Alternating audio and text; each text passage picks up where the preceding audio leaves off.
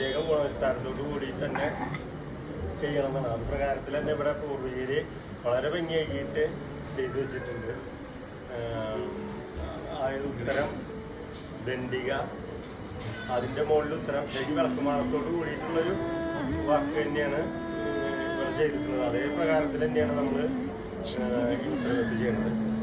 ഈ ഉത്തരവെപ്പിൻ്റെ പൂജ എന്ന് പറയുന്നത് അനന്തൻ്റെ ശിരസിൽ ഉത്തരം വെക്കുക എന്നുള്ളതാണ് സങ്കല്പം.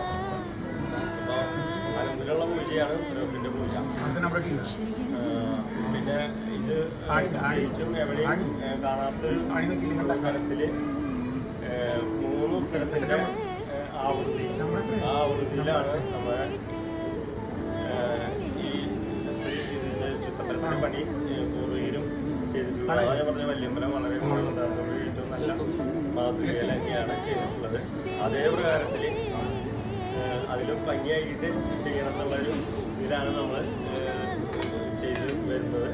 അപ്പോൾ ഇതിലെല്ലാവരും പങ്കെടുത്തവരെല്ലാവരും ഈ ഭഗവാന്റെ അനുഗ്രഹത്തിന് ആവട്ടെ.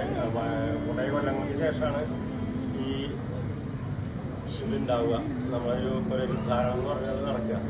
അതിൽ എല്ലാവരും ഭാഗമാക്കിയാൽ എല്ലാവർക്കും സന്തോഷം. ഭഗവാന്റെ അനുഗ്രഹങ്ങൾ എല്ലാവർക്കും ഉണ്ടാകണം.